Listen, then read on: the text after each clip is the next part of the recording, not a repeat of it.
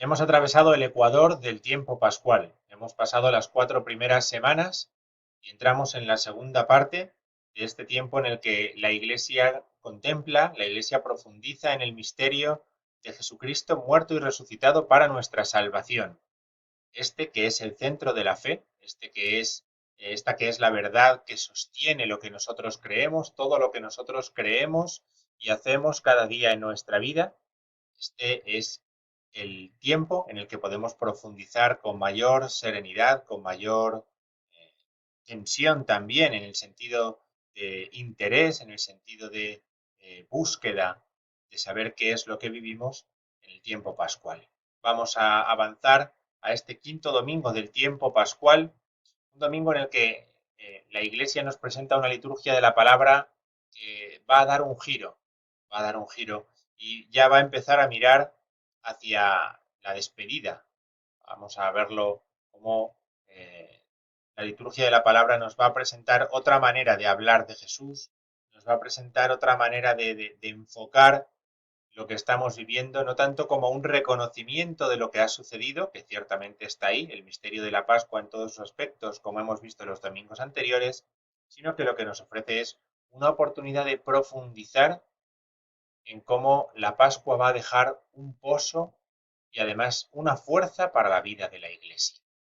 Es por eso que el quinto domingo de Pascua, la Iglesia se acerca a los discursos de despedida del Evangelio según San Juan. Cualquiera de los tres ciclos vamos a escuchar Juan 14, Juan 15, Juan 16, pero en este ciclo A en el que nos encontramos, Juan 14 es el texto en el que podemos mirar cómo también la Iglesia nos quiere enseñar a afrontar estos textos. San Juan los pone antes de la pasión, después de la última cena, pero antes de la pasión, entre Juan 13 y Juan 17, Juan 18, los discursos de despedida en Juan son las palabras como que Jesús deja como testamento a los discípulos. Son las palabras con las cuales él va a dejar unas últimas instrucciones. En realidad, esa perspectiva, la Iglesia la va a mejorar. Ya no vamos a ver los textos como textos que en el Evangelio se refieren a aquel que se despide de sus discípulos porque va hacia la muerte, sino como aquel que va a dar el paso hacia el Padre. Es decir, aquel que deja de aparecer ante sus discípulos para sentarse a la diestra del Padre y desde allí derramar para ellos el don del Espíritu Santo. Por eso la perspectiva prepascual permite ver esos discursos de despedida como una preparación para la pasión, para la cruz. Sin embargo, una vez que nosotros hemos celebrado el misterio pascual, al releer estos discursos, lo que nos encontramos es que Jesús está preparando a los discípulos para su marcha definitiva al Padre, para dejar de aparecer ante ellos, para dejar que en manos del Espíritu Santo, el Consolador del que se nos hablará en las próximas semanas, los discípulos pongan en marcha la tarea evangelizadora desde Jerusalén y hacia todos los lugares, hacia todos los pueblos.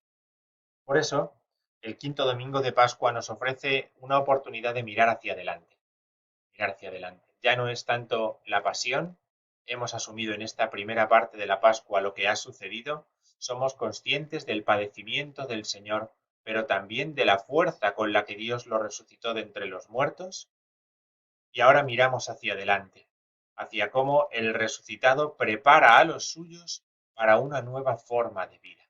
Es decir, en medio de la incertidumbre que los discípulos y el mundo que les rodea vive, Jesús quiere dejar una certeza firme para los suyos, una certeza sólida en la que establecer todo lo que después van a tener que ir enseñando.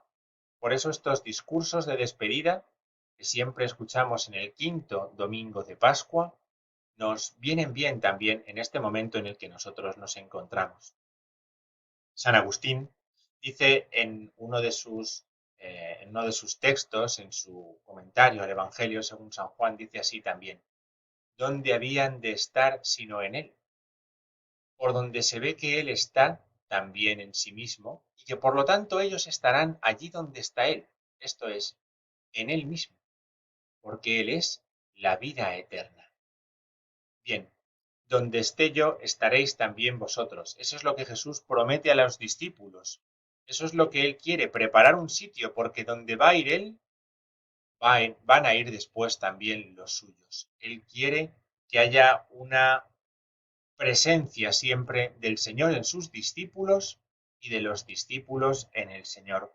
Hay una correlación, hay una correlación, hay una cierta inhabitación entre Jesús y los suyos.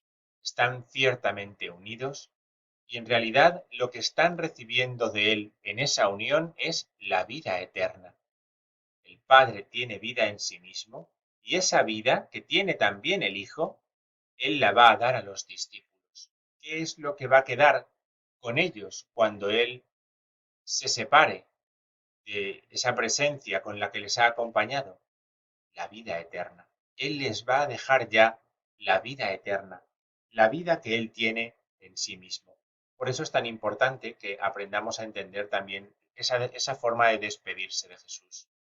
Se despide de lo que ellos ven ante sus ojos, pero no se despide de estar con ellos. Al contrario, va a dejar el sello definitivo de que va a estar siempre con ellos, que es la vida eterna, la presencia del Espíritu Santo. Por eso podemos volver al escuchar este Evangelio de Juan 14, los primeros versículos del Evangelio de Juan 14 que escuchamos en este domingo, podemos volver al prólogo del Evangelio según San Juan y dejar que resuenen en nosotros esas afirmaciones que el evangelista hace. En él estaba la vida era la luz de los hombres. El Verbo se hizo carne, habitó entre nosotros y hemos contemplado su gloria, gloria como del unigénito del Padre, lleno de gracia y de verdad. Aquí está la vida, desde el principio de Juan. Aquí está la vida, aquí está la verdad también. Aquí está la gloria, la vida eterna, que Cristo, al encarnarse, viene a ofrecer a los suyos, y que resuena cuando Jesús dice que Él es el camino y la verdad y la vida. Esto es fundamental para el que quiera seguir a Jesús, el que quiera vivir como Jesús, el que quiera actuar como un cristiano, tiene que tener muy claro que Cristo es el camino, la verdad y la vida. Que por lo tanto, no hay otro camino para ir al Padre que Jesús. Él es el camino para ir al Padre. Él es el único camino para ir al Padre. Nadie va al Padre sino por mí, advierte a los suyos, porque el Padre está en el Hijo y el Hijo en el Padre. Hay una unión misteriosa entre Dios Padre y Dios Hijo por la esencia que hace que el Padre esté en el Hijo y el Hijo en el Padre. Y en esta fe es en la que se va a basar toda la acción de la Iglesia. La Iglesia no tiene nada que hacer, nada que decir, nada que anunciar, nada, sino es teniendo a la base que Jesucristo es el camino, la verdad y la vida hacia el Padre, el único camino hacia el Dios Padre de todos, hacia el Dios que quiere que todos los hombres estén con Él y vivan para siempre con Él. Toda la actividad de la Iglesia sería infructuosa si no tuviera a la base esta confesión de fe, que es que Jesucristo es el camino y la verdad y la vida. Jesús advierte a sus discípulos que ellos ya han visto al Padre, ya lo conocen y lo han visto. Ellos ya saben quién es el Padre, porque lo han visto en Él, lo han visto en el Hijo. Por el Hijo se conoce al Padre. Por el Hijo conocemos que Dios es nuestro Padre.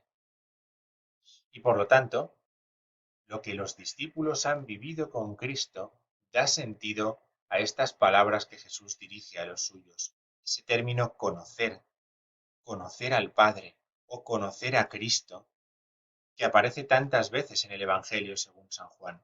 Para un griego, conocer sería abstraer propiamente, abstraer, contemplar desde afuera un objeto que sigue siendo lo que es, de una manera definitiva, descubrir la eternidad de las cosas, podríamos decir también, captar lo esencial de ese Dios que contemplamos en Jesucristo. Para un hebreo, para un hebreo conocer significa experimentar el objeto del conocimiento. Significa una íntima, una estrecha relación. De alguna forma, el Evangelio según San Juan, leído en el contexto propio en el que Juan lo escribe, aunque ese contexto es hebreo, tiene muchos elementos propios de esta concepción griega de lo que es conocer. Conocer, el mismo Cristo nos va a explicar en qué consiste. Conocer es una experiencia concreta que puede alcanzarse considerando las obras realizadas por el mismo Jesucristo. Conocer es poder contemplar lo que el Hijo hace y reconocer en él la presencia del Padre. Esa capacidad de conocer, de descubrir por medio de los signos la presencia de Dios. Eso es la Iglesia, una comunidad, un signo de la presencia de Cristo.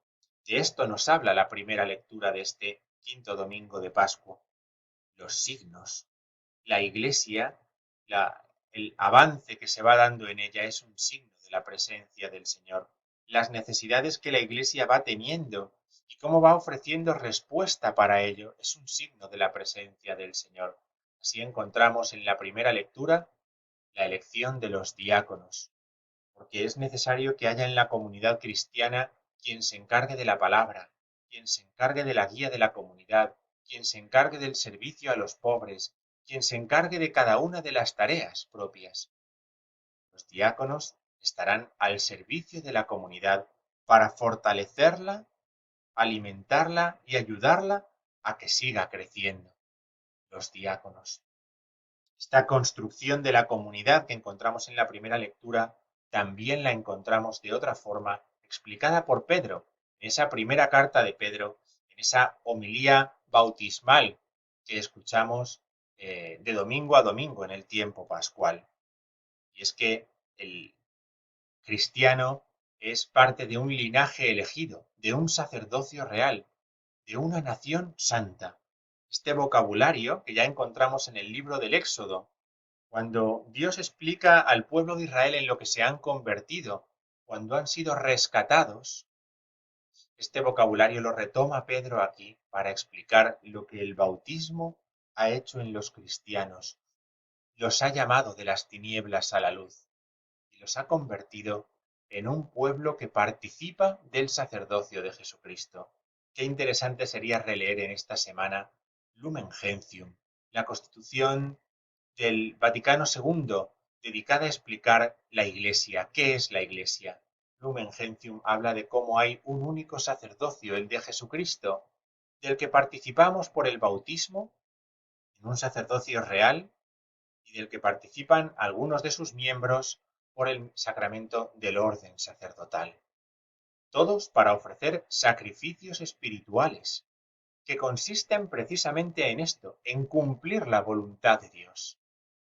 El bautismo que recibimos como un don de Dios nos concede el don del Espíritu Santo para poder ofrecer a Dios y para poder ofrecernos a Dios, ser sacerdotes y víctimas, el sacerdocio ministerial al servicio del sacerdocio bautismal, pero siempre para buscar esto, buscar que el cristiano sea sacerdote y víctima en su vida. Nosotros también estamos llamados a descubrir cómo este misterio del bautismo hace de cada uno de nosotros partícipes del sacerdocio de Jesucristo, ya que en cualquier tarea que hagamos, en cualquier decisión que tomemos, también sepamos ser sacerdotes que ofrecen a Dios esa decisión, ofrecen a Dios esas palabras o pensamientos, y víctimas que ofrecen el deseo de hacer la voluntad del Padre. Así nos unimos al verdadero sacerdocio de Jesucristo, al definitivo que ha hecho cuando se ha encarnado y entregado por nuestra salvación.